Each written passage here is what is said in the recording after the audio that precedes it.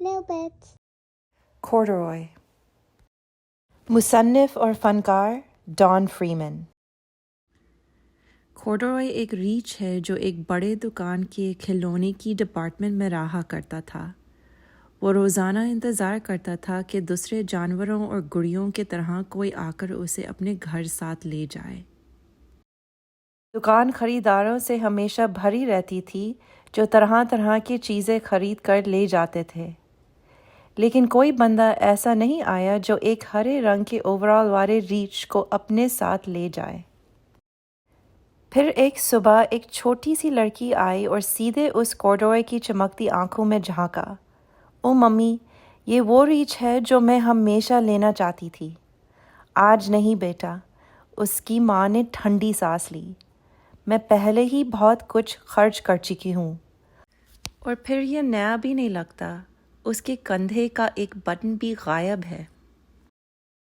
کورڈروائے مایوس نظروں سے ان دونوں کو جاتے ہوئے دیکھتا رہا. مجھے پتا نہیں تھا کہ میرا ایک بٹن کھو گیا ہے، اس نے دل ہی دل میں سوچا. آج رات میں جا کر ڈھونڈوں گا، شاید مجھے مل جائے.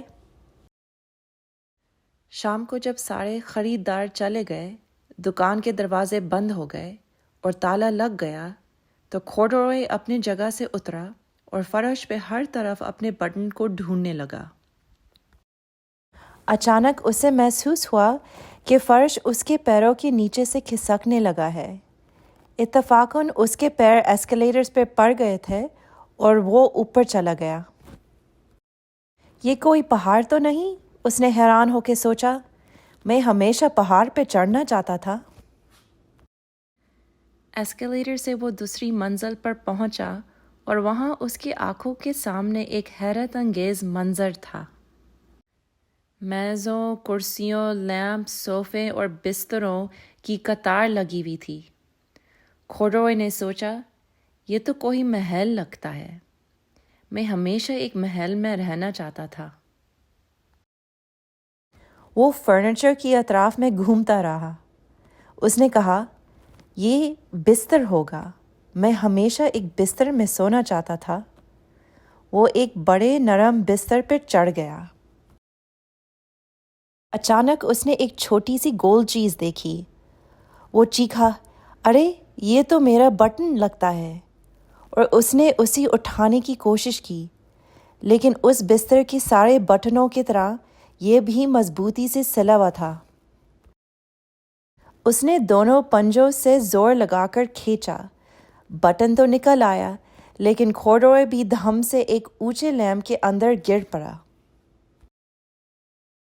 کورڈروائے کو پتہ نہیں تھا کہ کوئی اور بھی دکان میں جاگ رہا ہے.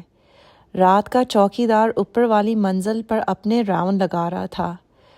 چوکیدار نے جب دھماکے کی آواز سنی تو ایسکیلیٹر سے فوراً نیچے آ گیا. آخر یہ کس کا کام ہو سکتا ہے؟ اس نے کہا.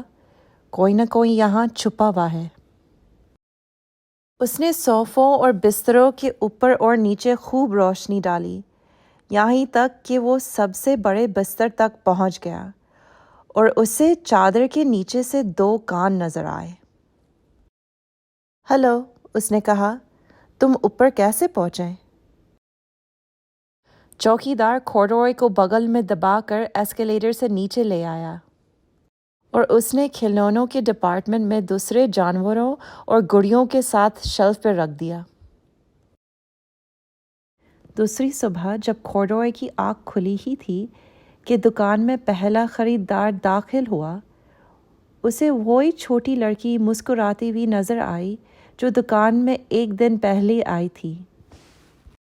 میرا نام لیسا ہے، اس نے کہا، اور تم میرے اپنے ریچھ ہونے والے ہو. رات کو میں نے اپنے پیسے گنے اور میری ممی نے کہا کہ میں تمہیں اپنے گھر لا سکتی ہوں. دکاندار خاتون نے کہا، کیا میں اسے تمہارے لیے ایک ڈبے میں ڈال دوں؟ لیسا نے کہا، جی نہیں، آپ کا شکریہ، اور وہ کورڈروائے کو اپنے گود میں اٹھا کے اپنے گھر لے آئی. وہ 4 منزلیں چڑھ کے اپنے اپارٹمنٹ میں آئی اور اپنے کمرے میں چلی گئی. کورڈروائے نے آنکھ جھپکی. وہاں ایک کرسی، ایک الماری اور لڑکیوں کی بستر کے ساتھ ایک چھوٹا سا بستر دیکھا۔ کمرہ ذرا چھوٹا تھا، دکان کی طرح محل جیسا نہیں تھا۔ اس نے کہا، یہ گھر لگتا ہے۔ مجھے ہمیشہ ایک گھر کی خواہش تھی۔ لیسا کارڈوائے کو گود میں لے کر بیٹھ گئی اور اس کے اوور آل پہ بٹن ٹاکنا شروع کر دیا۔